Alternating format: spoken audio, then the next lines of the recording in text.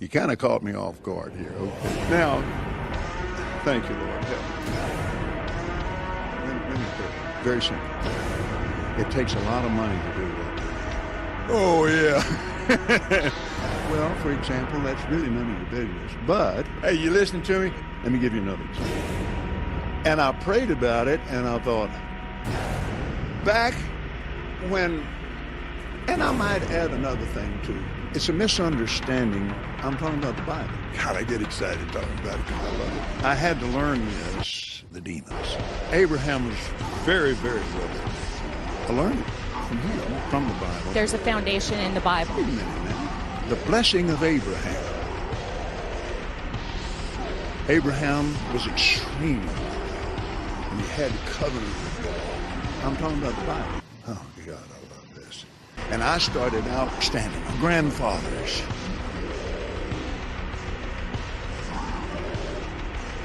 I love the people.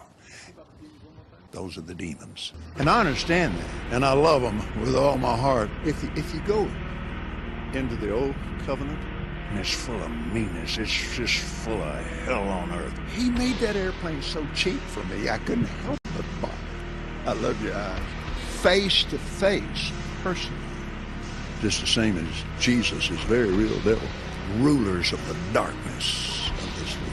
God bless, Father bless. But it's a biblical thing, it's a spiritual thing. It doesn't have anything to do with people. And it's full of miracles, and signs, wonders. It's full of unseen things. Jesus, people, I love people. Dragging some woman down an aisle, it made me so mad I wanted to punch the guy out myself. We wrestle not with people. And I have a lot of natural gas. I also have a lot of natural gas. Welcome, everybody, to another very, very special edition of Hot Program. I am your host with the most from the East Coast, and now for a man who is historical, who does exist and has actually walked on water, a man who needs no introduction. How you doing today, my one black friend? I am well, feeling well. My surgery went well. What was the surgery for? I'm the bionic man. I am a cyborg. Oh, they gave you parts? I can actually say that. Well, they keep putting new parts in. Thankfully, they're not taking the old parts out yet. I'm not in that rough of shape. But yeah, I am full on cyborg. Could you hang on one sec? I got a dog issue. I'll be right back. Tell the people what's going on with you. Okay, everyone. Yeah, I had surgery on my ticker, sort of. I think it's heart surgery. They attached a new lead, gave me a new generator for my little defibrillator, which saved my life, probably, back on August 6th. If you know someone who has one of these or is getting one, we should look at this. If you know someone who has one or is getting one, I encourage that they have their doctor make sure it's set up properly, so that if it needs to be used by your body, it doesn't shock you more times than you need. The shock is quite alarming, and you only need so much or so many. And on August 6th, I got 7, probably needed 1, maybe 2, or none. Not sure about the none, but 1 or 2 probably is all I needed. Anyway, my doctor's a world-class doctor. Like, literally, she is one of the leading people in her field, and she got me all set up, and I'm immensely thankful to her. Although under anesthesia, I'm not sure that's what I told her after I was coming out of the surgery. I did tell the anesthesiologist I was already tired. I hadn't slept well. I think that helps them attenuate how much of the milk of amnesia, as it is called, that they give me, because I didn't need to be all the way knocked out for this. And I was like, what? They make a small incision. One of the bandages just came off. So they make a small incision, and then they just run this wire down to my heart. They stick a new generator in there, and I am not the $6 million man, but it probably was about $35,000. So I'm the $35,000 man who needs to blow his nose. But anyway, I actually feel more energetic, so I wonder if it's turned on. Why do I say that? It has a pacemaking function, and they can turn that on and control your heart rate, which is terrifying and nice at the same time. My neighbor around the corner, he has his on all the time. It's keeping him going all the time. And a lot of people do that, but not everybody does. Mine, that's not what it's there for me, thankfully. The pacemaker that is part of, there's a pacemaker that's natural to your heart, and it's called the pacemaker. It may have some other really awesome Latin name, which I probably could do a pretty good job of pronouncing after 4 years of Latin. But anyway, yeah, and that will tell your heart what to do. And as some of you may remember, my heart is, it's got a scar on it. So that part of my heart doesn't do anything but be a seal, you know, from my heart leaking. So it doesn't beat. So we don't know how it happened. We don't know when it happened. We just know that is my situation. And regardless of how many people are praying for me, regardless, right? It has not healed. So the religious test, let's just say it's good that I have doctors. Yeah.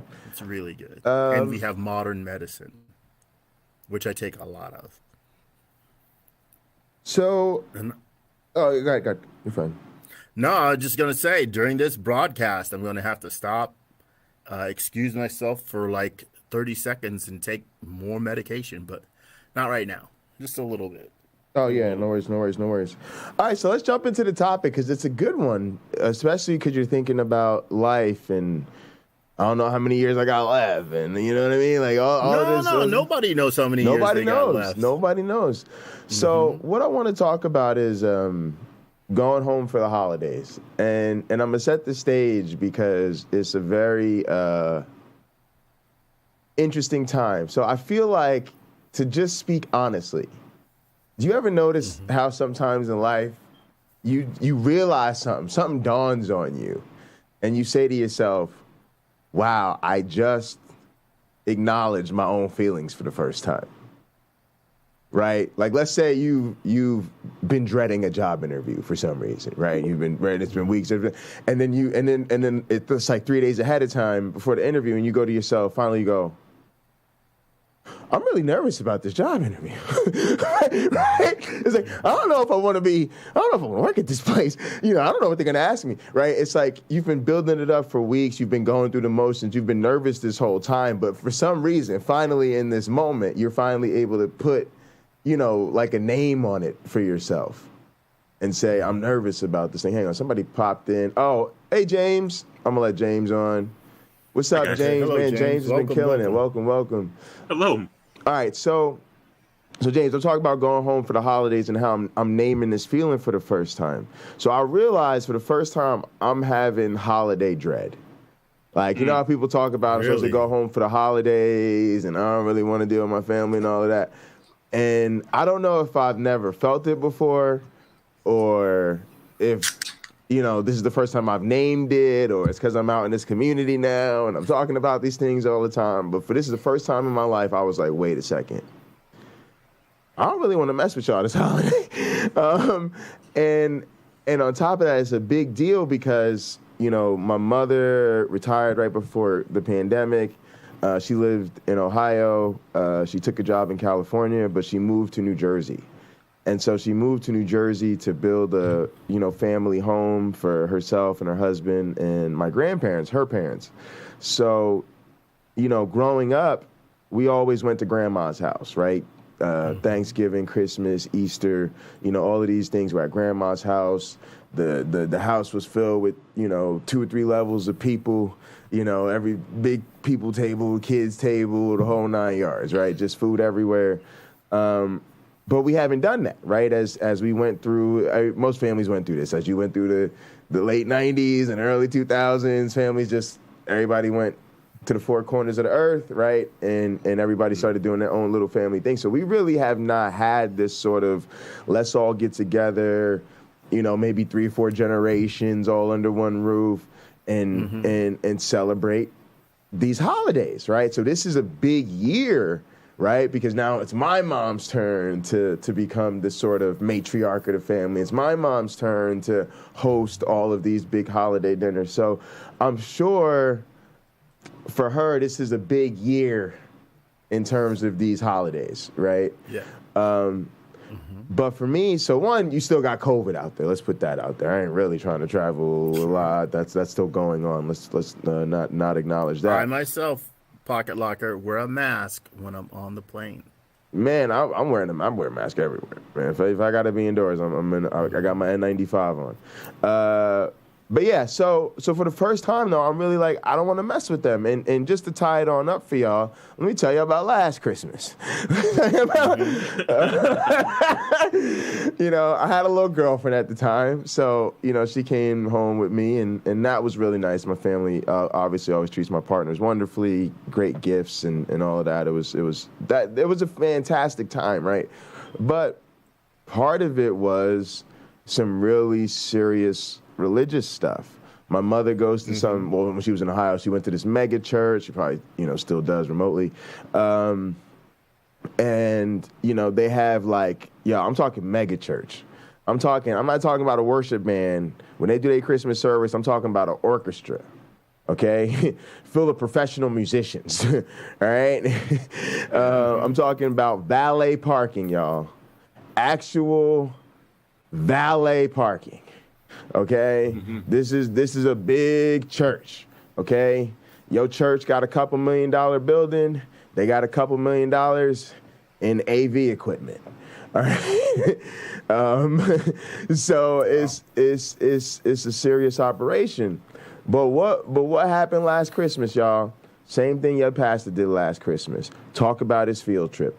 Oh, I went on a field trip to the shepherd's place. It's modern shepherds, y'all. Wherever you could go and people still raise sheep. I don't even think these places really exist. Somehow these pastors be finding these places. They do exist. And these pastors we should do a whole episode on pastoral field trips. I really don't like, y'all know how pastors be taking these trips just for their sermons so they can be like, oh yeah, and this Sunday we went to the factory and I saw the people working on the widgets and it reminded me of how we are all widgets for Jesus. And Jesus is molding and framing us as we go down the assembly line of faith. Amen. Hallelujah. Right? We're going to do a whole episode on pastoral field trips, these little trips they take just for their sermons. But anyway, he talks about this pastoral field trip he went on where he saw the shepherd and they were swaddling the one precious lamb and they kept it in a special little trove and they didn't let anything happen. And his whole thing, right, is so he could do a sermon about how, Jesus was, of course, the special sacrificial lamb that was righteous and pure and swaddled and all of this. And the whole thing, right, is he's doing the whole miracle birth, right? My mom's pastor said every Christmas, I'm going to tell you the greatest story ever told. And he does the whole thing. The census of Quirinius.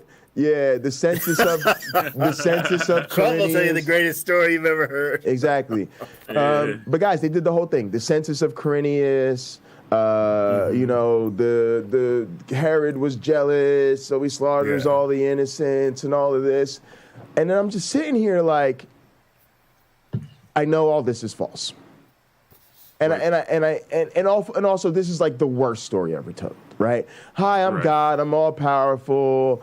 I really want to forgive people. I could just say, hey, my one black friend, I forgive you. Hey, James Apperson, I forgive you. Nope. Instead, I'm going to send my perfect righteous son who's never died to be sacrificed by some Romans on a cross. I'm just not with it. Another thing we got to add to this is you should have made that more plainly. because I have trouble forgiving humanity, I'm gonna kill my kid. Yeah, because I have trouble forgiving humanity, I'm gonna kill my kid. Exactly. That's the story. How plain. Yes, that's the story we're being asked to celebrate. Now, on top of that, we're black. And well, James. James is black. James count. We black. Yeah. We okay. When I play James's vocal honorary. sample for you, you're gonna be like, oh, James black. I'm like Steve Martin in The Jerk. I'm just saying. Yeah, he got them pipes. James Apperson, also James born a sing. poor black child. James, you know how some people can sing? My one black friend, you know people that can sing, right? That can't or can? They can sing. Yeah, that's me. I'm one of those Well, people. James Apperson can sing. Okay. You know, it's the difference between yeah, exactly. The difference between he can sing and he can sing. He can sing. You understand what I'm saying? He can sing. Yeah, for real. But guys, all right, so they do the census of Quirinius, right? And then my whole life, I have been brought up on Frederick Douglass, Malcolm X, Martin Luther King, the guy for the Thurgood Marshall, all of these people.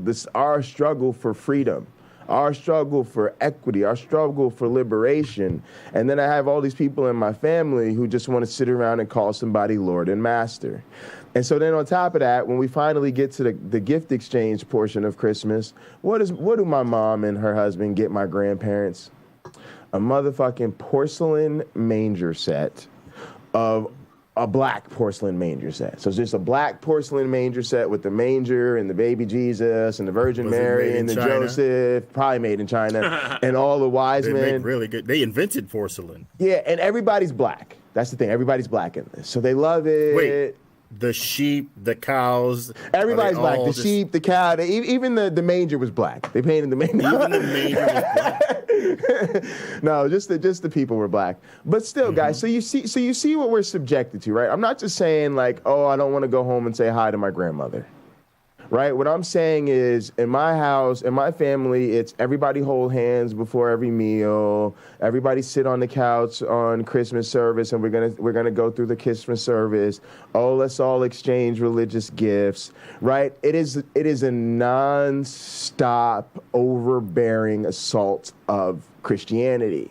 And then when it's over, I feel like I need another vacation and another holiday from the vacation and holiday I just had with my family. And this is the first year where I'm just really at a point where I'm like, I don't want to do this.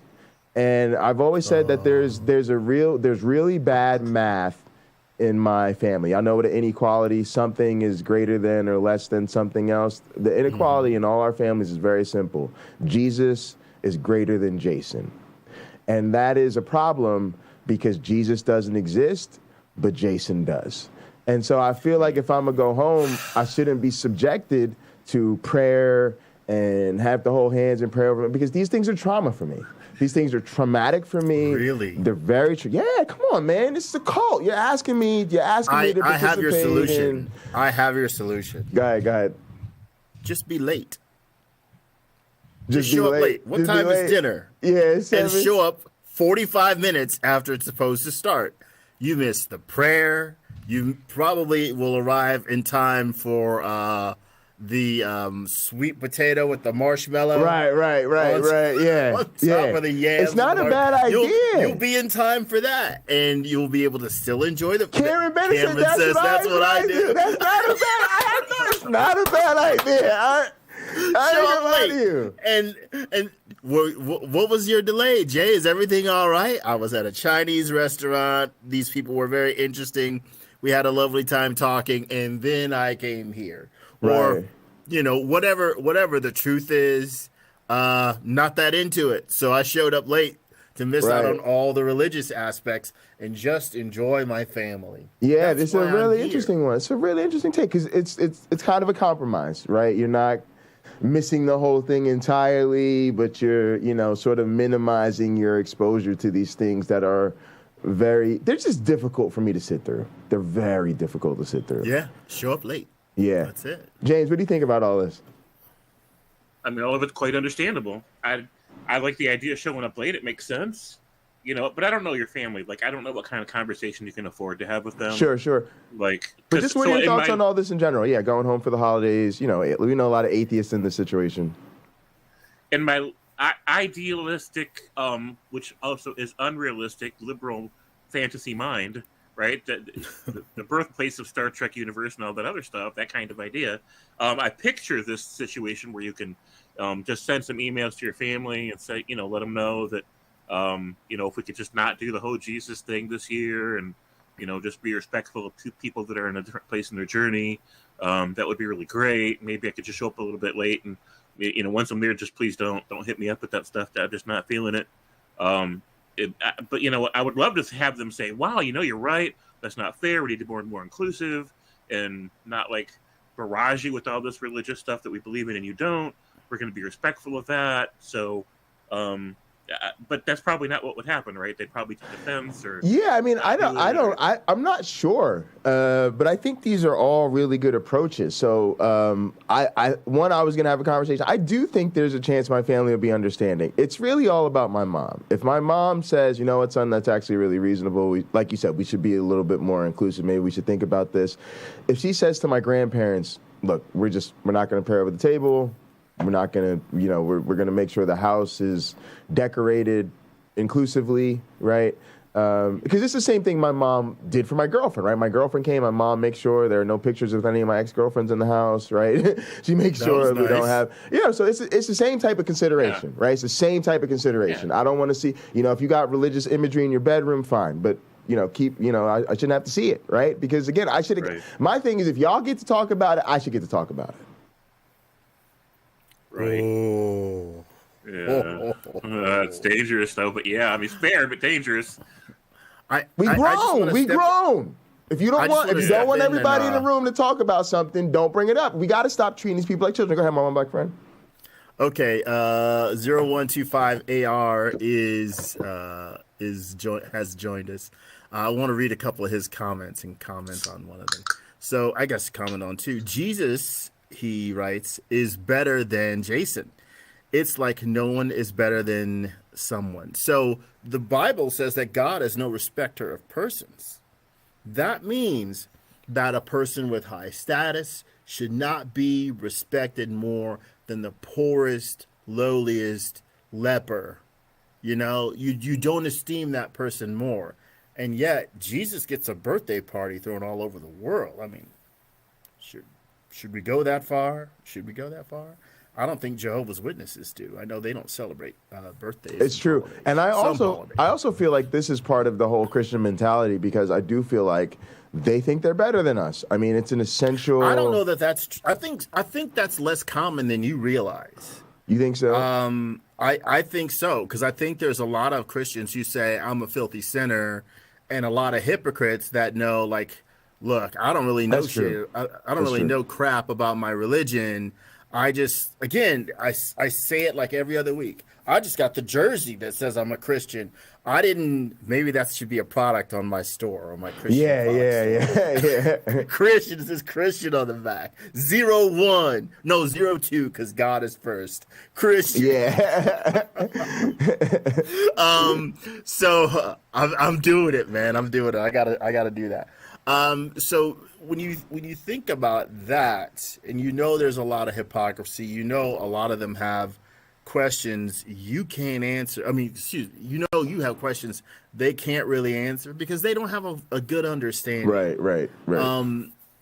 You can have the upper hand if you want it, but is that really the best thing?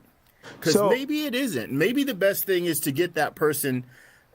Sort of what I do is I try to straighten people out rather than rip their faith right out of their body. Like, no, let me just straighten you out. It's not as solid an idea as you think. Right. It's not as there was somebody put something about God's plan on Facebook, and I had to say like they had all these peaks and valleys and pitfalls like God's plan.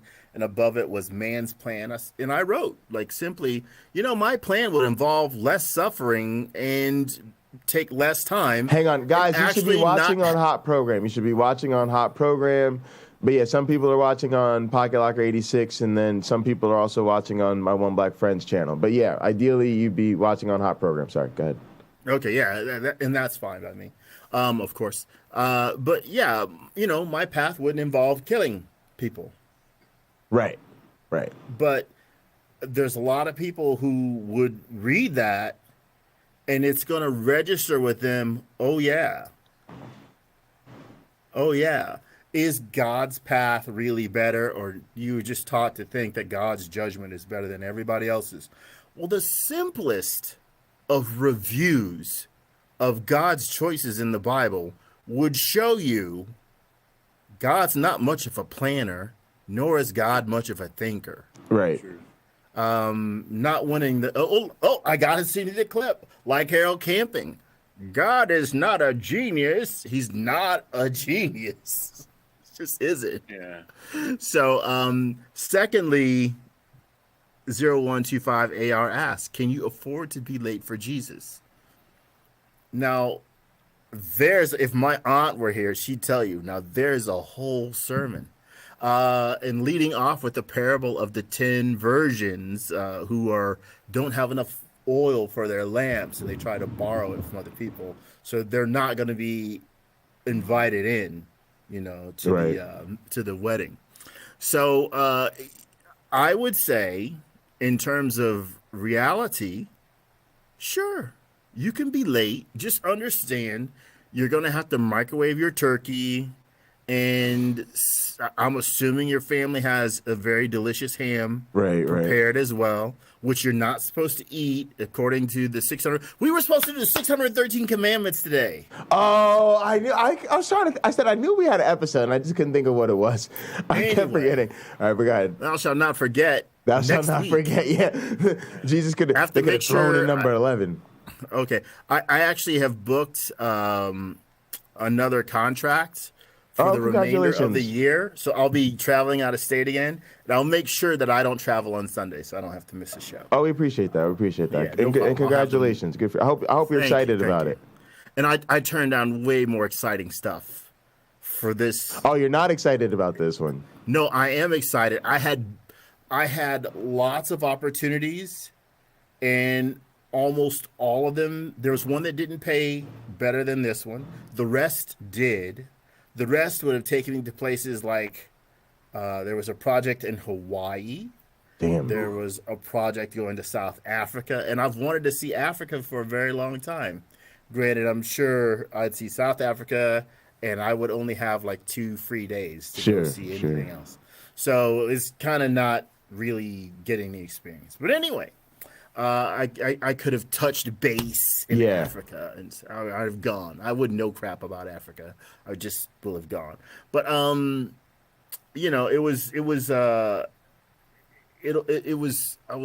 let's do the commandments next week. All right, we'll do the even the week after, I think I'm leaving on the 7th. So we can next week we can do. All right. Yeah, we got to start. It's probably gonna take a couple episodes to get through all of them. It will have to be a series. Graham Pong says, "Why worry about being late for Jesus? Jesus is wrong." I apologize for laughing reading your comment. This is very poignant what you say. Jesus is running late as well, since we'll never know the day or the hour when he knows when he shows up for his party. LOL. Well said. Not by me. By you. Cameron, the commandments are the Israelite commandments. Cameron, we want to do all 613. Oh my goodness. 613. They're probably the worst. And it's the 0th commandment, like the 0th law. The 0th commandment, do as God says, not as God does. Why is okay, so Graham Pong, I'm giving you a responsibility. When we do those episodes, you need to bring this back up. Yeah, I mean, in every single way. I do wonder if this isn't one of them. I mean, it's a fascinating point. I respect this hugely because the Bible says thou shalt not steal. but we see God stealing people's land. Thou shalt not murder, or thou shalt not kill. We see God kill literally almost everyone. Everybody. So I wonder, is it God has done so much awful crap that you need hundreds of commandments to cover it all? Like, we joked about this on James's show that God was the objective basis for morality because he was the floor. He was the worst. He was the worst conceivable being. He's not the ceiling. He's the floor. Is how he's the objective basis. Yeah. I don't want to spend all day ripping on Trump.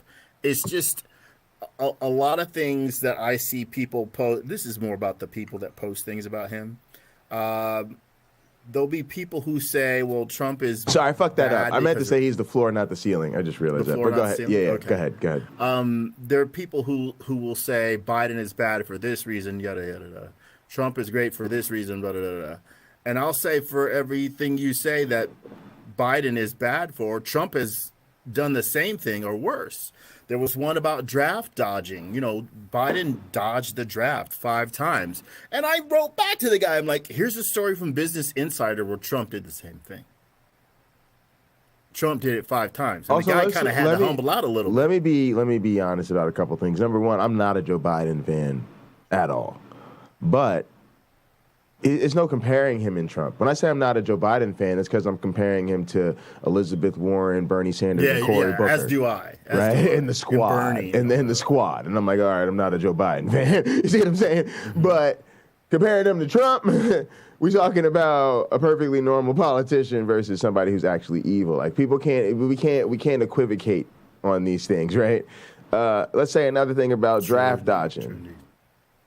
Everybody would be draft dodging. My whole life coming up as a kid, I ain't even gonna lie to y'all, I feared that they would bring back the draft. Really? And I always strategized about how I'd get the hell out of it. Always. Die for this country? Are y'all insane? And now a man who would die for his country, but it would have to be a T-shirt. A man who needs no introduction, Jay Bundy. Yeah, are you serious? Right? Die for this country. Again, I was the only black kid in an all-white school. You know what kind of I was dealing with every day? Jay Bundy was never going to be a good soldier. My mother asked me one time about joining the military. I literally laughed in her face. It's the only time I've laughed in my mother's face. Only time. Yeah, seriously. But yeah, that's how I feel about it. But yeah, it's so I think a lot of people would be draft dodgers. I just don't think a lot of people talk the talk, but who wants to really go to war over that flag? Nah, not me. I'm out.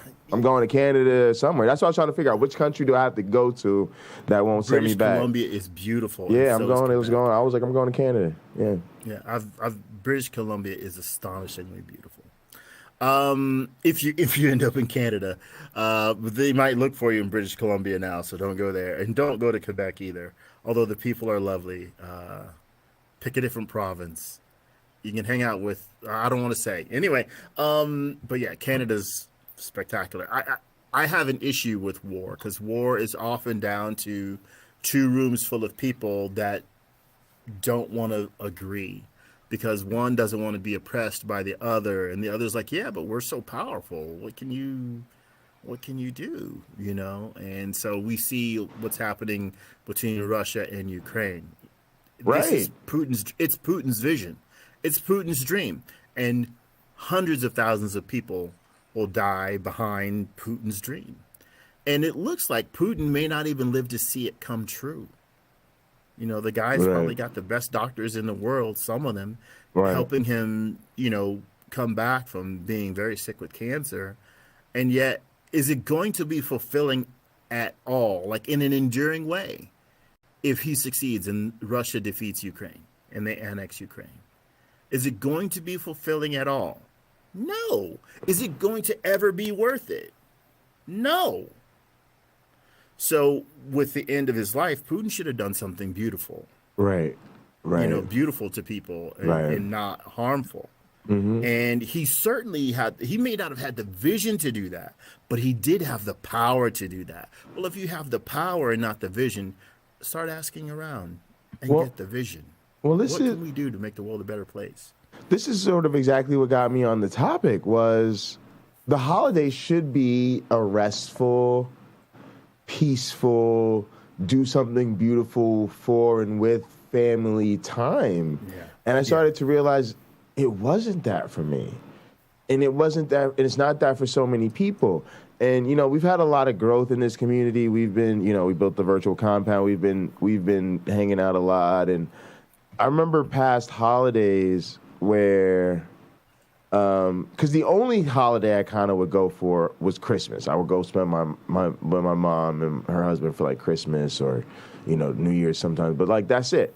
But I remember like the times where I've stayed home and made myself Thanksgiving dinner or made myself Easter dinner, and you know, what I'll do is I'll make myself something special. I'll take, you know, 2 or 3 of my specialties and make sure I get them all in there or whatever. Mm-hmm. And it's a really great time. And I started to feel like I think I would have more fun if I just hosted a big virtual family dinner and just had, you know, everybody that's, you know, stuck at home alone like me, or, you know, is going late to family or done with family, and just yeah, like let's just do our own. Everybody cook. If you go with your family or whatever, and you want to just chill afterwards or beforehand, go ahead. That's fine. But if you're like me and you decide to stay home, hey, let's everybody make something special, share what you're making. Let's all get together, like big, you know, and just sit down and eat together and chill. And I started to really, and so that's what made it even more pressing, because I was like, I'd actually kind of starting to feel like I'd rather do us for the holidays and not even be bothered. So, but why don't you, if I may riff on that idea, because that's something that could be quite expansive. Have the International Atheist Family Holiday Family Dinner. Have it, and have people do it where they're live streaming or tuning in from their family home's celebration, and let other people know, well, look, you know, there are people who are going to be alone this Christmas, and maybe it would be fun if I did this, if I was doing what you described, and I was having family dinner here at my house, or went to somebody else's, and I set up my computer in another room, and I got my plate of food there. Oh, he froze on us. Uh-oh. James, I'm sure he'll just reset. Oh, my stream. Oh, wait, he's back. He's back. Okay. Without even a religious connotation, say hello. Well, I guess saying Merry Christmas is a religious connotation, but without the endless message, right? Without the preaching, just simply trying to connect with people and saying hello out there. You know, thanks for joining my nephew on his stream. I think this is a pretty fun idea, and maybe we should do it too. I don't know if you still see me. It looks like yeah. You're good. Okay. You're good. No, you're. So, Friendsgiving, Atheistmas, I think they're trying to say Atheistmas.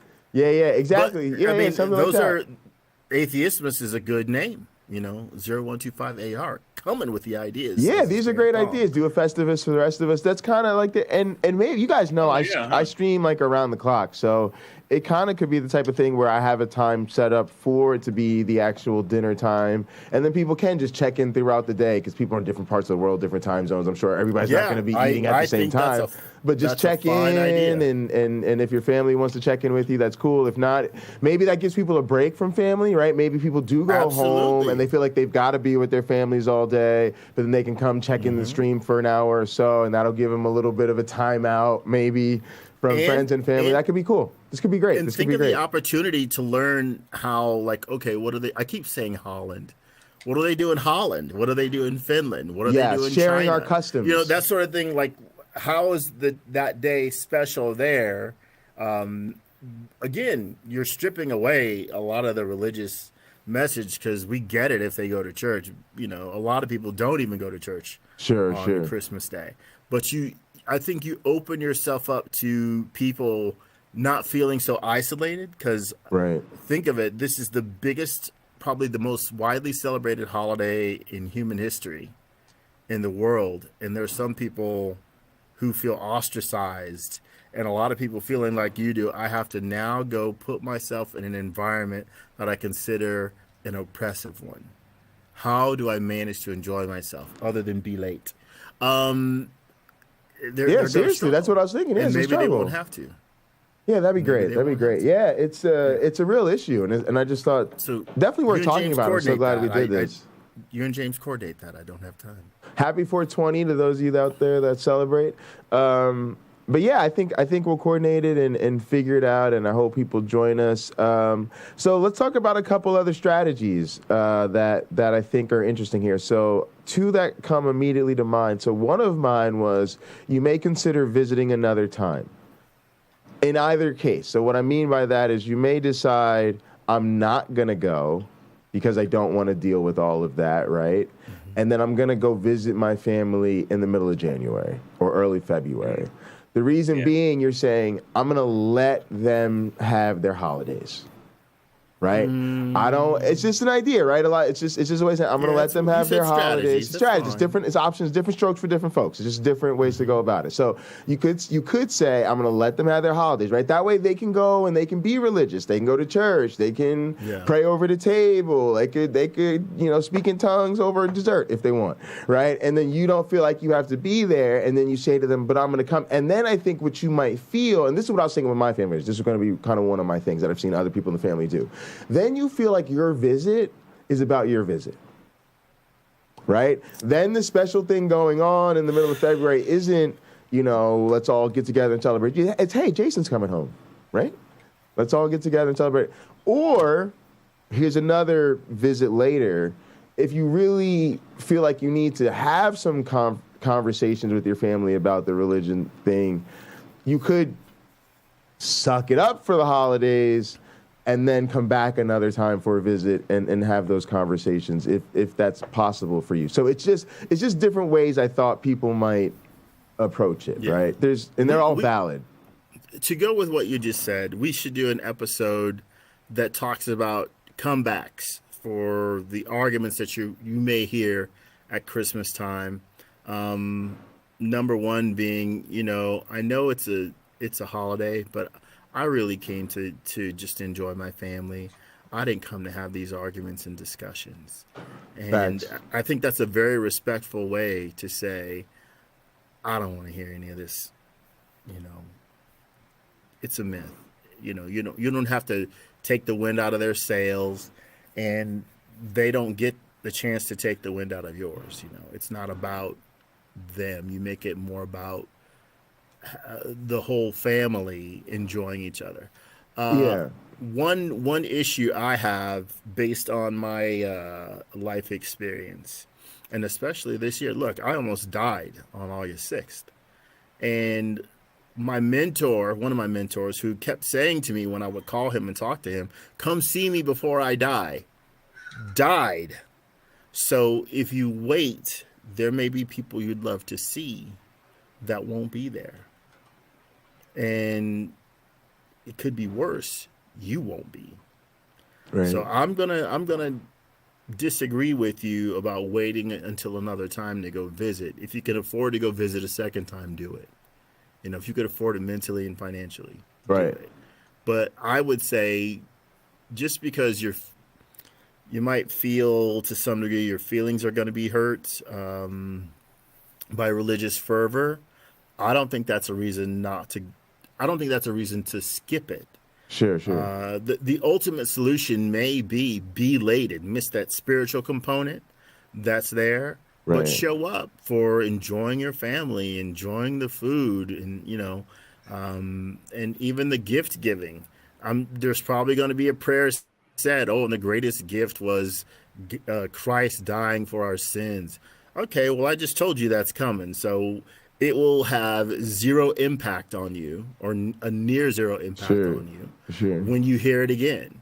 Right. Because you could read it and it's like, yeah, that's stupid. Right.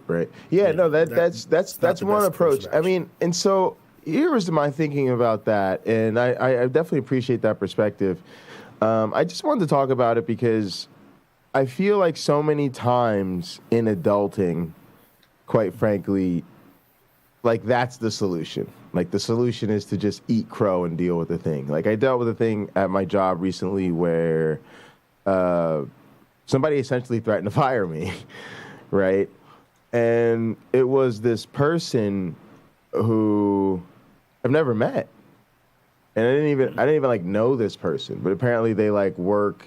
They're like a co-PI on the project that trains me with like my program director, and essentially they were frustrated that I hadn't responded to like sort of the program's typical.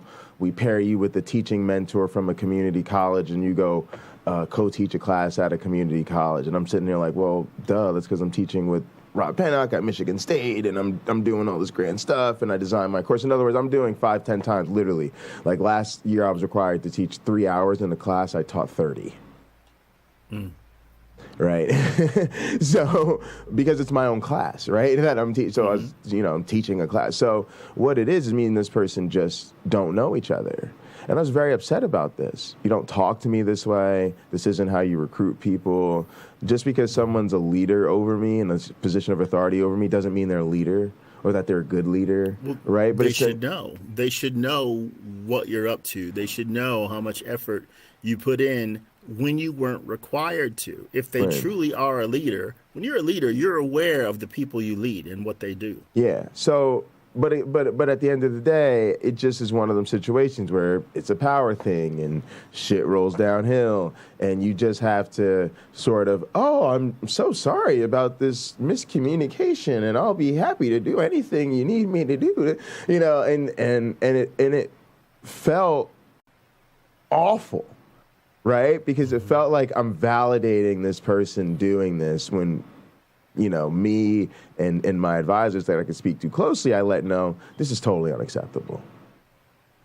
And I literally hoped that I reached a point in life where no one would ever make me feel that way again.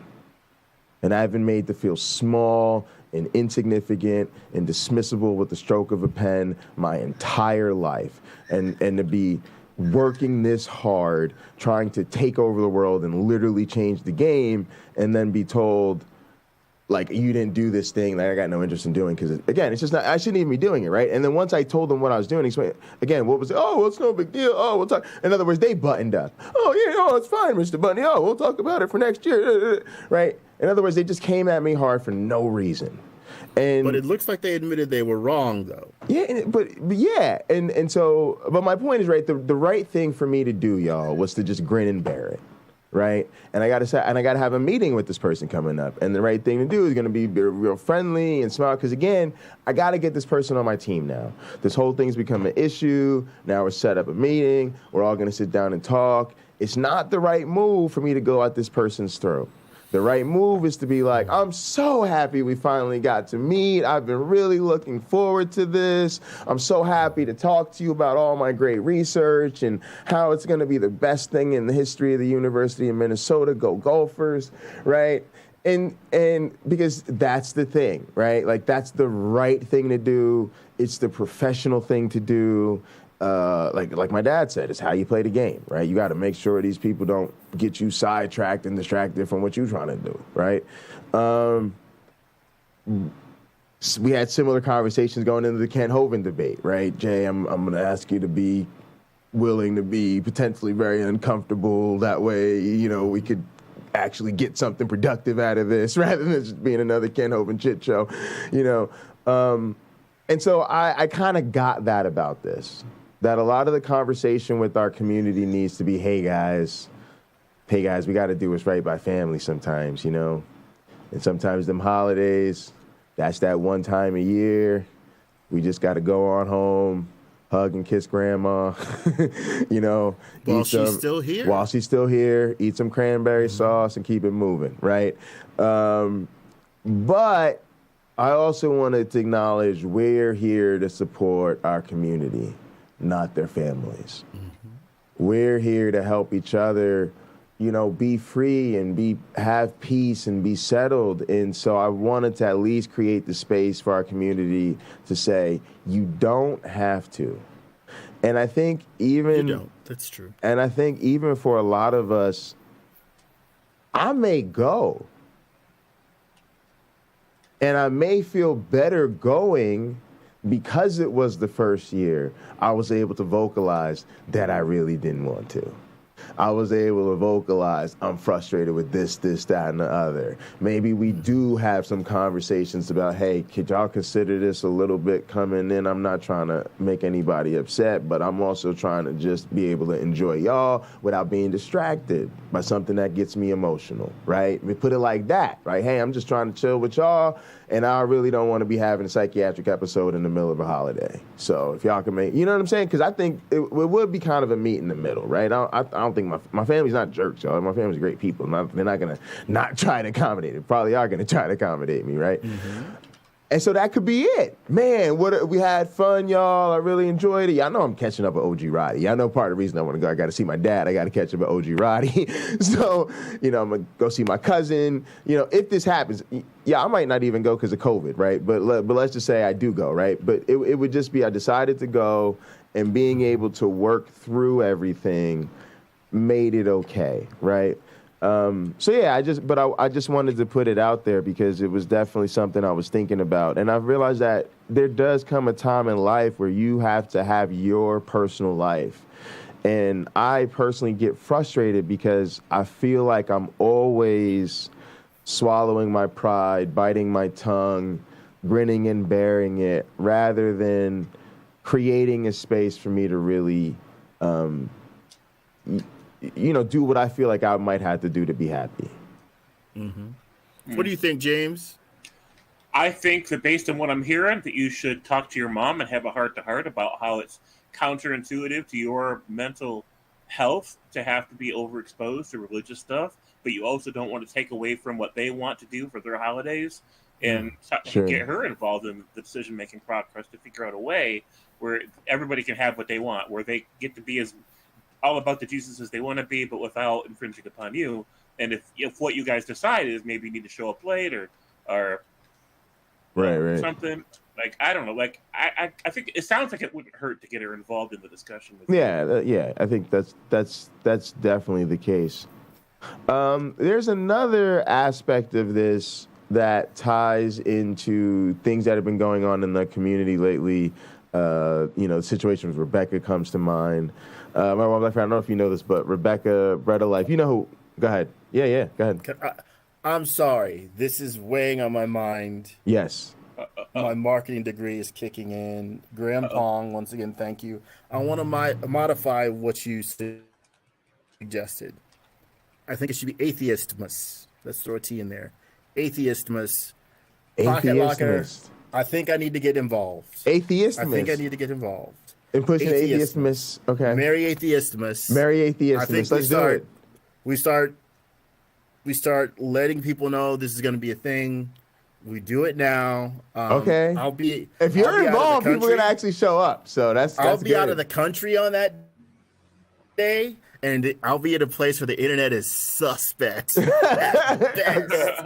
Dial up. And I'll be with my fiance's family, but not the whole day. So and I'll be on East Coast time. So I think I'll talk to her to say, and she's so supportive. I'll talk to her and say, hey, I want to break away and we can just make it an hour, or I can be there an hour, maybe two. And I think we ought to make it a thing. I think we ought to start now. Okay. And get other atheist channels involved. And this can be the hub. Because we can have other YouTubers in the atheist community host their own. But this is on my channel. Have them call in, like James Apperson is doing. Yeah, and then connect in and talk a little bit. And just say hello. And then they can go back, exit our stream and go back to theirs. That sort of thing. But give them an opportunity to sort of, so we can know their voice. Same thing true for Pine Creek. Pine Creek's wife is Christian. So, I would imagine in that household, they honor that about her. Sure. I'm sure it's something she's still quite excited about. They're with their family. I think his son and daughter, I can't swear to it, I think they might also be both non-believers. So she's outnumbered 3-1, but I really hope they have a wonderful time in that household. But they seem to enjoy each other, so they probably do, right? And it's more about being together than it is about Christmas. Absolutely. If that sentiment could be echoed, and there are going to be a lot of people who don't have someone around. So I think Atheistmas is a way for, I'd say, we can strengthen the community without taking away from anything. Now, there will be those people who are saying, like, oh, you're persecuting Christians. That's not the point of it. Nobody's persecuting you. Right. We just don't believe. And we're just like the idea of Christmas itself is derived from other holiday celebrations. Yeah. That's all we're doing. We're doing the exact same thing. Yeah, and absolutely. we're still saying it is about togetherness. It is about supporting each other, and enjoying each other.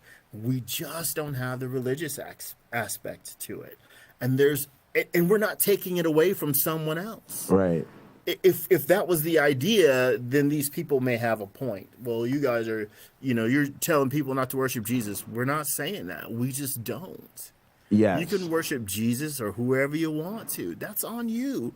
And really, if you're going to worship Jesus, read the whole book first. Yes. Because there's some good stuff in there. And it's sort of intertwined with some really awful ideas, but there's some good ideas in there. Okay, but we're getting at a couple things here that I think are super important. Wow. Number one, this idea that you should read the whole book. I mean,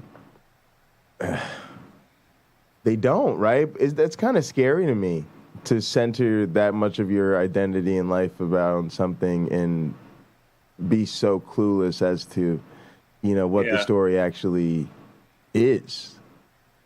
Yeah, to worship a book you've never read. It's pretty scary. And then the idea of deriving it from them and still making it about coming together and all of that. I really like this. So one of the things that I thought about getting ready for this was, so lately, I don't know if you know this, but my friend, but Rebecca, Bread of Life, is, I guess, considering at least not creating content on her channel anymore, or changing the type of content she makes. Some people in our community are convinced or think that interactions with our community is a big part of that. Because she said things like she doesn't feel like her stuff's getting through to people. She's having a lot of interactions with, her channel's mostly become a lot of atheists, and then she's not getting anywhere with those atheists. She's always getting pushback from them and stuff. And so feels like she's talking about us, right, James? Yeah. So she feels a bit like the punching bag. Is that fair to say? I think that's kind of what I'm getting. She feels ineffective. Like, what is she doing here if she's not going to be able to win anybody over to Jesus? Why is she here? I think I need to talk to her. I think I need to give her some scriptures to strengthen her faith and uplift her. Well, look, I'm very fond of this podcast. What we do, reaching out to people. Our audience isn't. We don't have 50,000 people. We don't have 150,000 people. We don't have 10 million people listening to what we're saying. Right. But for the ones that we are reaching, we can share, life's meaning with them and they with us. We're open to hearing them out. And maybe what Rebecca doesn't realize is somewhere in her audience, there's someone who never comments. There's someone who's kind of shy and maybe off to the side, and what she does is very meaningful to them. And though she may be communicating with people like us who are calling in and that sort of thing, she's more communicating to that person who's too shy to do so, or maybe they don't, like Moses, maybe they don't express themselves well, and they have no errand. So I would only encourage her to keep at it. Sure, if you need to make some changes to if she needs to make changes to what she does, by all means, do that. But I would never, I can't imagine that she should stop. I don't think that's I mean, What she should do. we think she's a lot. I think you probably, James. What do you think? I think he's still on the. I think he's still casual Rebecca. We think Rebecca's pretty toxic, quite frankly, right? Like she's. You do. Yeah, definitely. Yeah, I wasn't sure at first. I flip-flopped about it for a while, but after I got to chapter 3, by the time I got to chapter 3 of her book, and then she commented after the reading, then I pieced it all together, and I realized, yeah, she's toxic. And so, yeah, and she says there's a lot of aggression, a lot of really vitriolic things. She's someone who, that's her thing. So, all the apologists are going to apologize. They've all got their way about them. My one black friend, oh, you're good. Yeah, appreciate you. And so her thing is, you can mute your mic and, I can mute it and turn off your camera and then you're good. Yep. That's just kind of her tactic, right? Is to be the nice one, the one that everybody really likes, and that way I think she's more difficult to critique, and most of our community is probably fairly familiar with this. My thing is not really so much to talk about her as to say that I think part of what we see with her is the difference that pushback can make, especially pushback from reasonable people who were firm in their pushback, right? And somebody recently I was listening to, I'm not sure, it was one of those big think videos, but it was basically saying, it was the one about, I think, will America's anti-science, be the end of its reign or whatever, right? Yeah. Right. And part of what they were saying is that people will not stop being this way. They will not stop being anti-truth and believe what you want and make up your own facts until there are consequences. And they specifically said this in the context of talking about like vaccine and things like that, where eventually the chickens come home to roost, right? Like eventually the rubber meets the road. Eventually you get down to nut cutting time. There are consequences. Same thing with climate change, right? And the sad part about human nature is we normally don't change until those consequences force us to. In other words, they become too severe to continue. And how does this all tie back together? Well, I think the holidays might be a critical part of that if some of our family members are ever going to grow. I am convinced that for a lot of us, are ever going to grow. My one black friend's back. I'm gonna wait till he gets his headphones on. I think he does. All right. So, I think that for a lot of us, what I've become convinced of is that people do really change their mind, but a lot of it has to do with, number one, there being some sort of consequence for them not changing their mind. And number two, it tends to happen when someone they really respect, trust, love, and therefore has great influence on them, really kicks the actual factuals to them. And so I have come to sort of the unfortunate suspicion that we are a lot of our family and friends' best hope at a religion. I think the people, I know a lot of people say that, you're not the right person because you're too close to them and it's better for them to have their own journey or somebody else in their life. Well, come on now. These people grown, y'all. And by grown, I mean they 30 plus, 40 plus, 60 plus. When is this going to happen?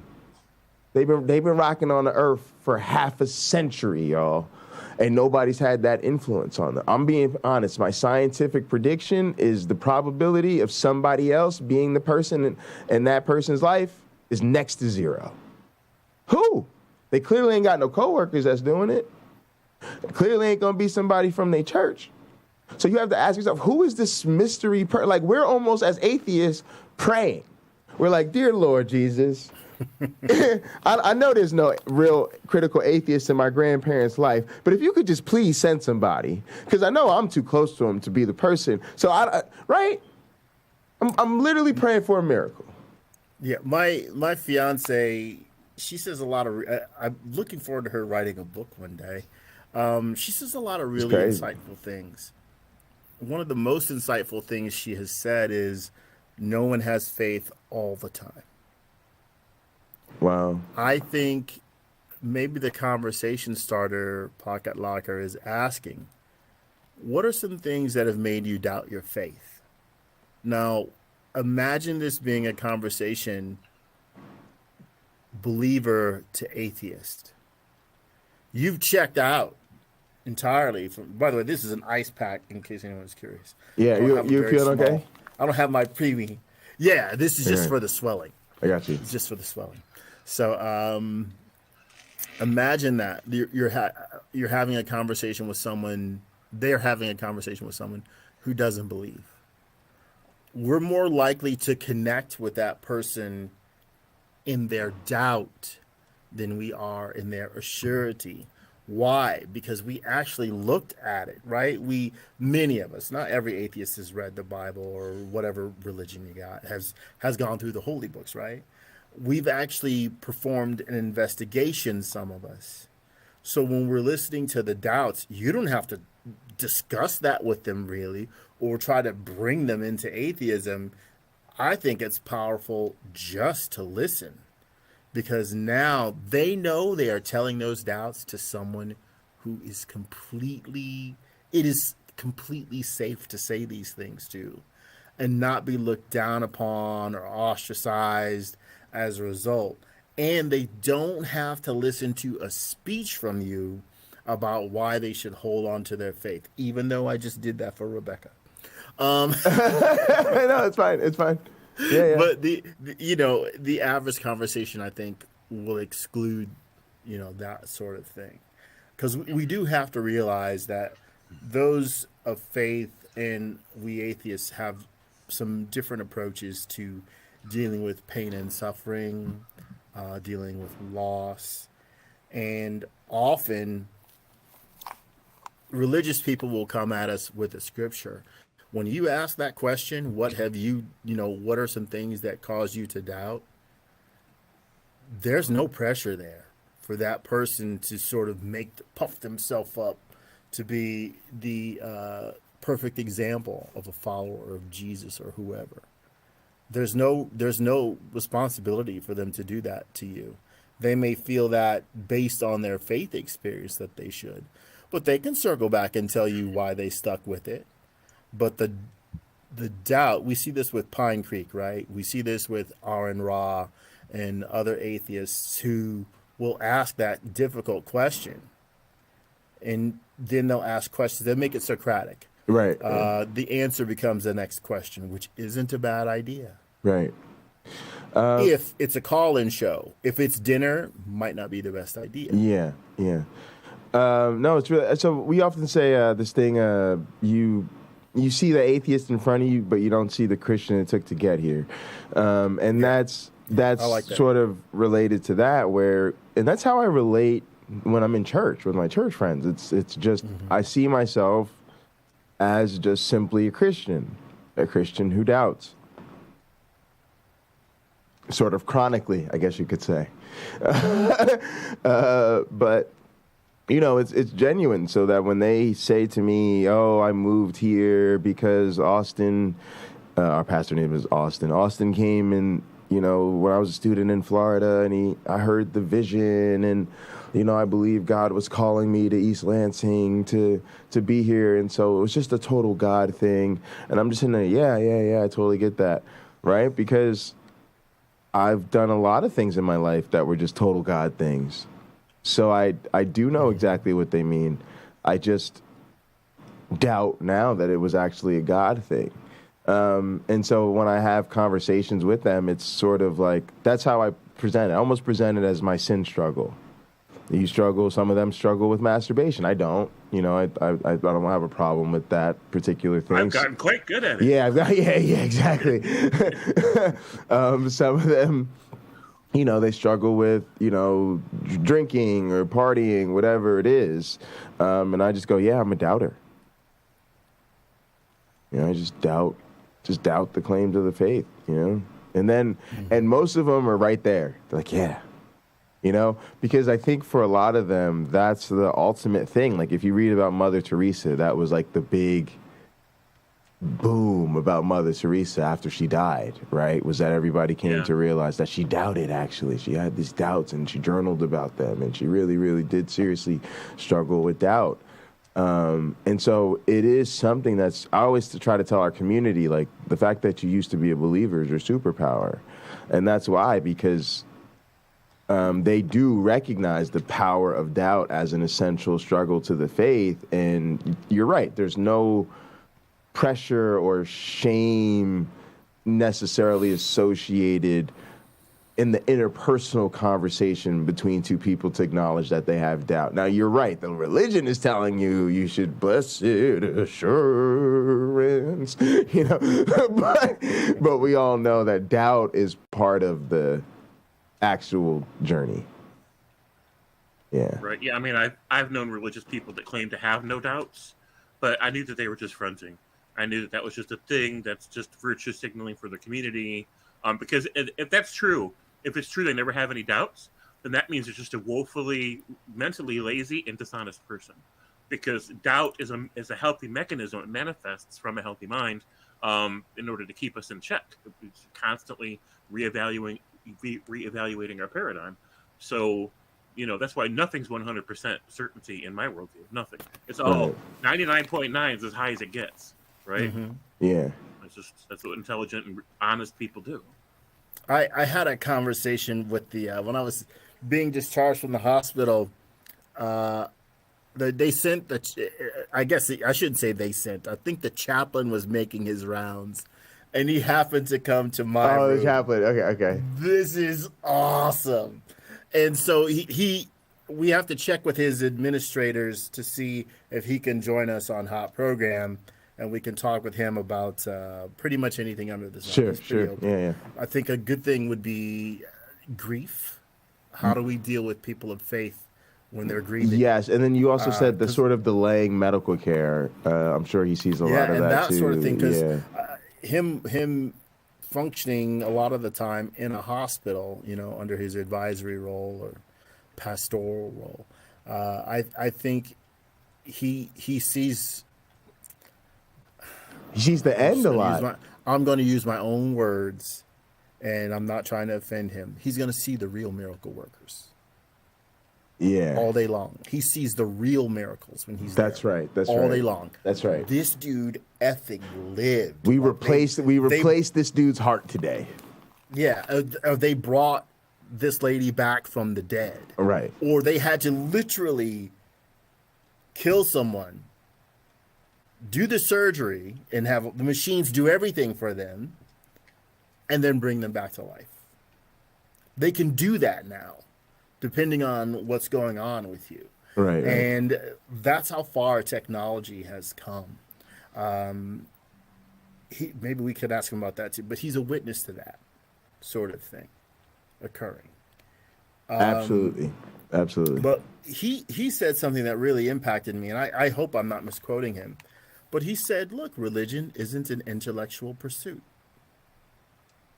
Right.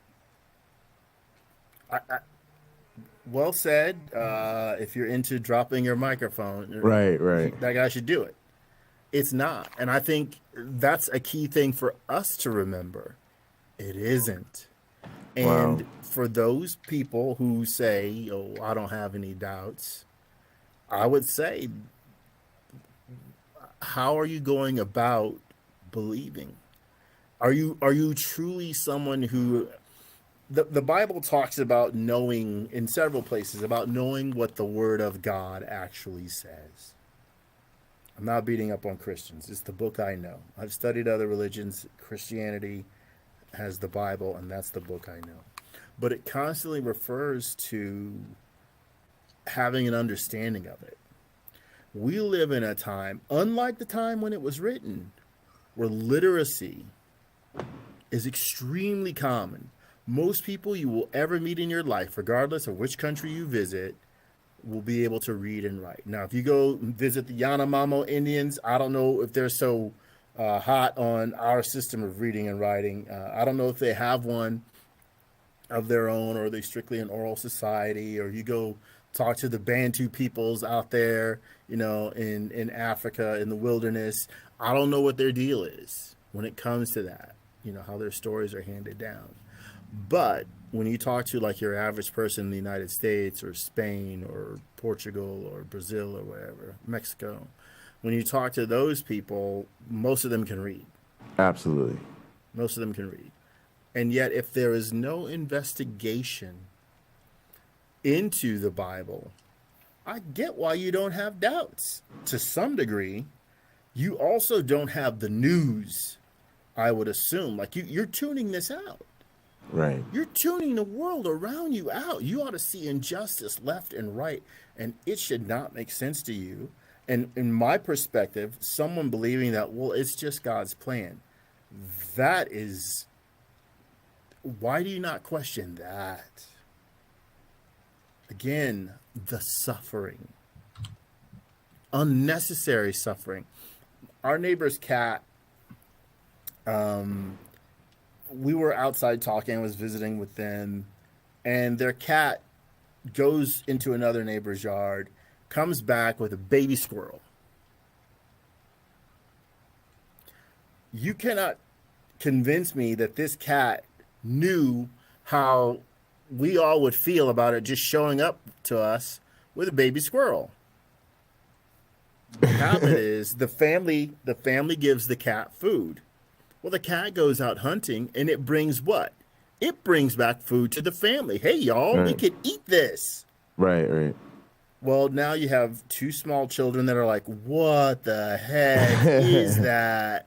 And the mom and dad going, oh my gosh, how are we going to deal with this? And me standing there like, that's just nature. Right. The cat is providing for the family that provides for the cat. It's doing its contribution, right? Right. But what about the mother squirrel? You can't tell me they don't think. You can't tell me that they don't have an opinion about the matter. Is she not going to be worried about it? Right. If she had 9 babies, is she not freaking out because one is missing? Right. Jesus would. Right. That So lost one. we don't know what tree it came out of. He would betray the 99 to find the one. He would walk away from the 99 and go get that one. Yeah. I don't actually think that's true. I don't think that's how shepherds work. I'll ask one of my Georgian friends. Right. There's a hat called the papahi, and a papahi is essentially sheepskin, and it smells like it too. It's like a sheepskin, sheep's fur and skin afro that you stick on your head. Why? Because as the shepherd walks around the mountains or pastures, the sheep, he's the tallest sheep, right? Right. And they see him or her, and they follow that shepherd, so they know where to go. That's why this hat looks like that. If you've got a few thousand sheep, I don't think you risk lose, because wolves aren't stupid, or whatever animals that are hunters. Right. They're not stupid. If there's a pack of them and they know they can get you chasing after one, that's all they'll ever do. They'll get you looking for that one, and then they'll go kill 6 of them and drag them back to wherever they're going. Can you can you read some of the comments? No, just read some of the last comments from AR and Grandpong. Okay, so I'm okay. Funny the ratio of doctors to chaplains there are. Well said, 0125 AR. The chaplain saved my one black friend. No, I told you. I said, I don't know if you heard it. I have a world-class physician, a leader in her field. Oh, man. She put the original one in, and she did the whatever the heck wizardry was up with the second one. She took care of that. Yeah. But yeah, I love that. See. Funny, the ratio of doctors to chaplains to heart hospitals. The secret is, by the way, that's an excellent point. And please don't ask the pastor that when he comes on the show. Like, yeah, why do we see this disparity in hospitals? Because I'm sure that actually the ratio of doctors in church to ministers is probably higher too. The secret is getting people to pay you a yearly stipend to continue your search for that married bachelor, which will prove everyone wrong. Yeah, it's a William Lane Craig quote. Okay. There are no married bachelors. I missed an earlier portion of this conversation. So here's my reply to this. There are no married bachelor things. Unmarried. There are no married bachelors. I'm like, that's not true. Bachelor is the last name. Oh, yeah, that's true. So there are no married bachelors. Nerdy Road. Insert WLC. Yeah, he was poking fun. He was saying there are no married bachelors. Yeah. They were just poking fun. He was just poking fun. To 0125 AR. Maybe because you haven't been to church recently, to have priests remind you and help you learn those proper instructions. Okay. Where is I'm reading these upside down. I should start at the bottom. So are there other specific things, Pocket Locker, you think I should see, or James? No. It was mostly the couple about the hospital. That's all. They were fun. Yeah. Well, there were the lady next to me. I don't know if he spoke with her at all. The lady in the room next to me. Really, it's not a room. There's a curtain. Oh, right. You mean in the room with? Gotcha. Yeah. So we're in a suite there at the hospital, with all these curtained off sections in it. So, I'm not trying to say that lady's business, but I got an earful of what was going on with her. And unlike when I was in the hospital last month, where they're literally opening the person next to me up, operating on that dude's brain. Really? Right next to me until they get an operating room to go into. Holy crap. When was this? August 6th. They were operating about 9 a.m. in the morning. Dude's brain, and you're sitting there operating listening on the to dude's it. Brain, and you're listening to it. You're not knocked out or anything. Like I'm not knocked out. I'm fully conscious. I'm partially freaked out from my own experience. Oh my God! No. And they're working on that dude's brain. Nope. Listen, y'all. We got to stop this COVID stuff, man. This ain't supposed to be happening, bro. You ain't supposed to go in for no routine stuff, and then you in the same room, and they doing brain. Guys, this is not how. Well, me nearly dying isn't a routine thing. Let's hope. Yeah, but you ain't supposed to be in the same room listening to somebody else get brain surgery. But look, they're trying to. I just need to clarify. They're saving this guy's life. That person was probably in an accident and rushed to the hospital, and rather than just let him die, they went to work immediately. You do what you can. When they got a room to work on the guy, he was wheeled out of there, on the gurney. This Thursday, when I was in the hospital, I remember when they were taking me to my room. So I had a scheduled surgery. This wasn't anything impromptu. Oh, that's so dramatic, though. Oh, my goodness. Go ahead. There was a hallway that had people in it. I mean, patients in beds, up against the wall. They had IVs dripping and so on. And I said to my nurse, what the heck is going on? Is this COVID? And she said, no. For some reason, this year, there are so many people here for various reasons. People are getting sick. And she didn't say it was, COVID was the reason. People are getting sick and injured in huge numbers. So, well, one of the things I'm seeing is something I almost think of it as hyper socialization. It's actually the thing that frustrated me the most about people relaxing the restrictions. Because people who used to pre-COVID go out once a week, maybe twice, And now all of a sudden they're never home. It's something for them to do every fucking night of the week. And it's like not only are people like, oh, you know, like it would have been one thing to say, okay, we've been locked down for whatever, 2 years, whatever it is. And I don't even want to hear that from most people because most people just haven't done it ever. I'm like, from now on, when you complain about being locked down, you and I get to compare notes on what it means to be locked down. Right? People gonna say that to me. And then it's like, okay, I understand if you felt like, all right, let's have a ladies' night once a month or something. You know, it's been a long time since we've seen each other. You know, let's do something. Hey, Susie, we'll get together at Susie's and have brunch or whatever, right? Nah. They at the movie theater on Monday, the mall on Tuesday, different movie on Wednesday, back at the restaurant on Thursday, bowling alley on Friday. Mm-hmm. What's wrong with you? It's about living. It's about living. I'm telling you. I know. Living. I guess so. Imagine a lot of people really were cooped up for a year or two. Sure, yeah. And felt isolated and alone, and they knew that they had friends that they hadn't seen in a while that died of COVID and things like that. And maybe for them, they realized, well, shoot, I guess I better get busy living. Yeah, unfortunately, they're going to get busy, and we going to all be still dying because it's just not how viruses work. I get it, but look, here's the thing, y'all. Mm-hmm. Here's the worst lie in all of the Bible. Human dominion. Here's the truth, y'all. Dominion on this planet belongs to things we can't even see. It is viruses, bacteria, and micro organisms that run this planet. And right now, you just got to recognize COVID doesn't care. It just doesn't care. It's the old adage, nature is indifferent. Totally. It does not 100%. It is indifferent. Totally indifferent. And that's a thing I think you should be taught before you enter kindergarten. Yeah, that's really what I'm getting at, is that we failed, right? We failed this society.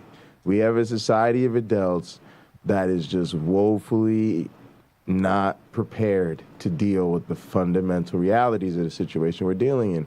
And I say it all the time. I'm going to say it to people at the university all the time. The university fucked this up too. Sorry. Because it's like, you got to understand, your responsibility to educate people. Here's lesson number 1. Nothing is the same during a pandemic. That's lesson number 1. That's the most important thing you could teach people. That's what the kids right now need to be learning. And instead, you're teaching them, oh, well, you could do it this way and ignore it and manufactured consent. I mean, what we're teaching people is awful. We should be teaching people the fundamental laws of reality. You know, but I'm just trying to agree. We failed to teach people, and this is the results of it, right? Is that people aren't even thinking about it. It's not even in their consciousness anymore. I'll disagree. I think a lot of people are learning it, and a lot of people won't learn it, right? They're refusing to learn. My neighbor, when he passed away from COVID, his pre-existing condition was 2 bad knees. In 2 weeks, COVID shredded his lungs to jelly, basically. Damn. And so he wasn't someone who thought it was BS. He wasn't a conspiracy theorist, right? He didn't think it could be caused by 5G or 4G or whatever. Right. That wasn't anything he thought was a thing. His mother had it, and he wanted to take care of his mom. Oh. He wanted to look after her. But he wasn't careful enough, or maybe he couldn't have been. I don't know. Maybe he could not have been careful enough. But he's not here anymore. I can't walk over and sit with him and talk with him and have, dinner with him and his family. I can't do that anymore. But there's someone who took it seriously and didn't survive it. Right. And last year, the hospitals were full of people like that. 2021, I was. Oh yeah, I mean, I definitely don't think it's. I definitely don't think it's dying of COVID when I was in the hospital in 2021. So I don't have any sort of hostility or resentment towards people who get it, and even people who get it just living, but the people who haven't taken it seriously, it's all types of anger, and there's frustration as a professional biologist, right? This is an alarming failure of us to just do. You got to remember, my friend, I'm not talking grad school stuff, right? We're talking the basics of biology, right? We always say, why didn't Jesus teach us germ theory, right? That would have been a good idea. Love God, love your neighbor, and diseases are caused by bacteria and viruses. Wash your hands, right? Like that would have really taken us a long way, and that's kind of the scary part to me. And then of course we have so many people who are denying evolution when that's what's happening, right? This is a situation where this virus is evolving. And I don't even know if I've said this to you guys recently, but I always say it to my colleagues. Maybe it was before I even started streaming. I always say, listen to the news coverage, guys, and ask yourself this question: how often do they use the E word? Right? Evolution. And right? They don't, right? What do they say? Well, they say the virus is mutating. Variants, the mutants, right? They use these sort of neutral words because these are the words that religious people, right? They're okay with micro. They're okay with micro, so you can say that. But they strategically, right? Right? Because they could just go out there and say, hey, guys, this virus is evolving, and as it continues to evolve, it continues to remain a threat, right? But they strategically don't use that word. That's my only point, is that's how supercharged this thing is. And as an evolutionary biologist, that's a problem for me, right? And when I bring this up to my colleagues, they go like, oh, yeah. And I'm like, come on, y'all, this is serious. This is how serious this thing is. We're in the middle of a pandemic, and we can't publicly say the word evolve. That's an issue. Well, I think that has more to do with who's writing the story. So you'll notice there are compilations you can see. I've mentioned this before on YouTube of one news channel with several different news hosts or whatever, show hosts, using similar terminology to talk about an incident or something that's going on in society. And that's because they're just a handful of writers for each of those organizations writing those stories, and they can't know everything, so they know very little, and they give you the hits, right? Yeah. They'll take stuff from interviews, from articles, and they're just like Answers in Genesis. They only ever read the headline, really, or maybe one or two sentences in, and yet they can make a whole show out of it, right? They get 10 of these, and you got 30 minutes of material if you can just, say them, comment, whatever kind of response you have, criticize, and you can make a whole show out of it, and that show makes you money. It's not about giving people the best information. It's just about getting people information so you can make money. That's all. But see, that's what you ought to be taught. And so if you really want to know something, you ought to also be taught, and you as a doctor, double PhD, you have to really look into these things. Yeah. And sometimes it's like the onion, which I happen to have. You just keep peeling away at it, and it's always seems to be there. There's more and more and more and more and more. And that's just the fact, but people don't want to commit the time often to learning a lot unless it affects them. And sometimes, and I'm guilty of this, not even then. Not even then sometimes. Yeah, it's and we're all guilty of that, right? I always say this: none of us lives the perfectly scientific lifestyle, right? Like I'm certainly, guilty of that the same way. Hang on a sec. I'm changing the title real quick.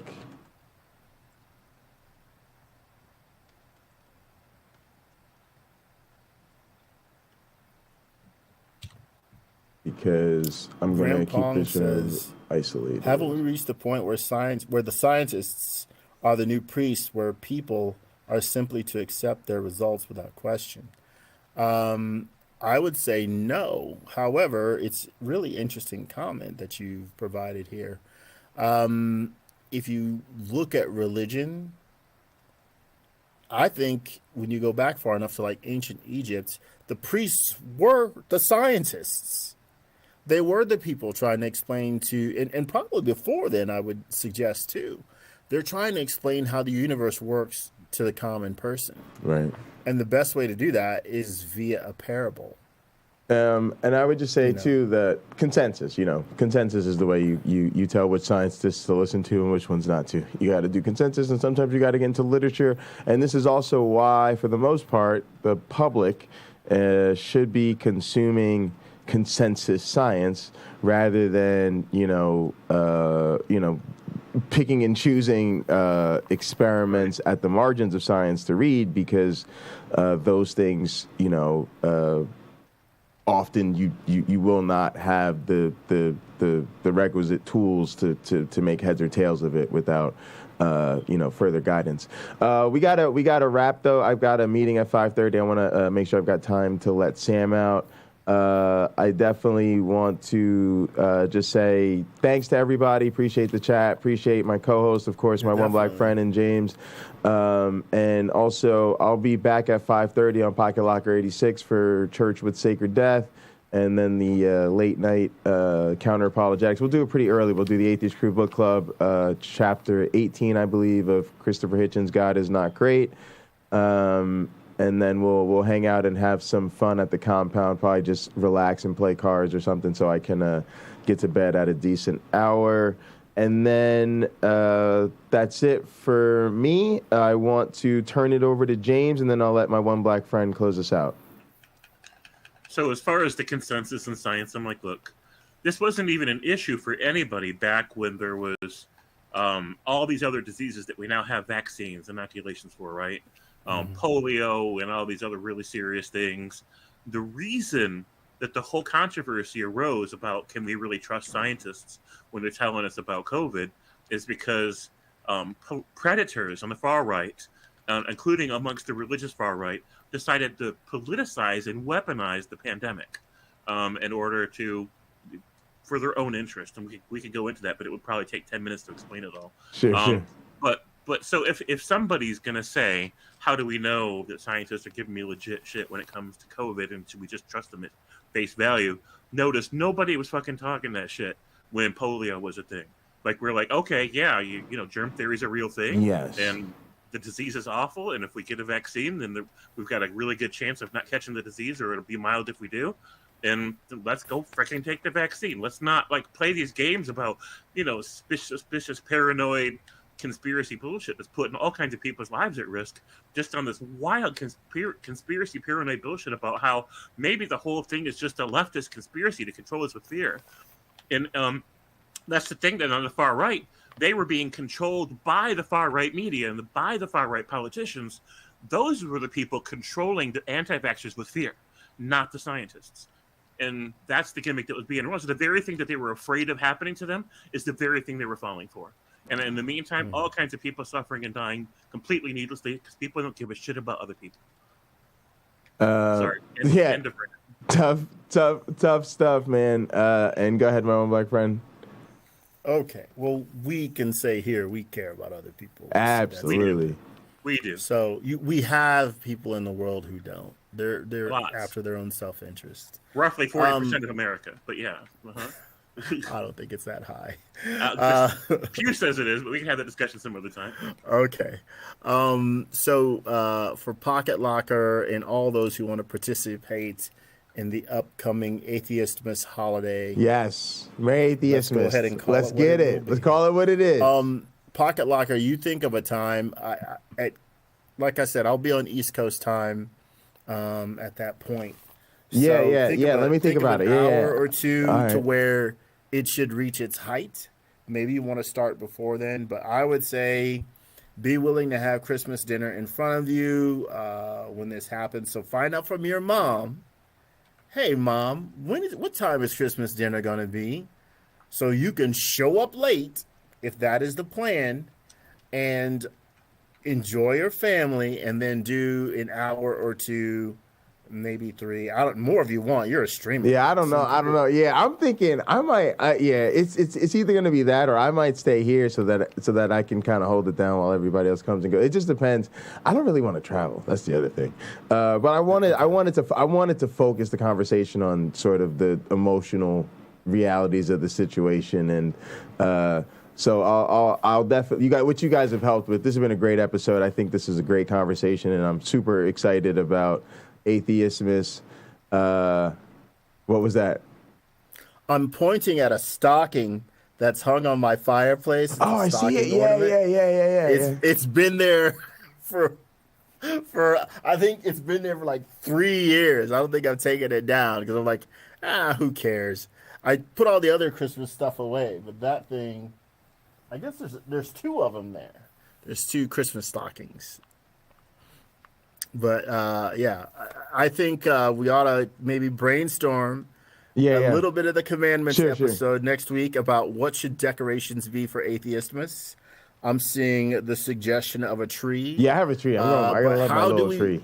How do we riff on the tree idea? Weed. Sorry, it was the first. You should have known that was going to be the first thing that popped into my head. I mean, it's just pocket locker for you. Does not the Bible say that God made the grass and herb of the field? Yeah, there you go. So fine. For you, you could have that, and anyone else who's interested. Yeah, you all can enjoy herb on your tree. Seriously. All right, let's get out of here. Thank you guys so much for watching. As always, be good to yourselves and each other. All right, we'll see you next week. Pre-atheist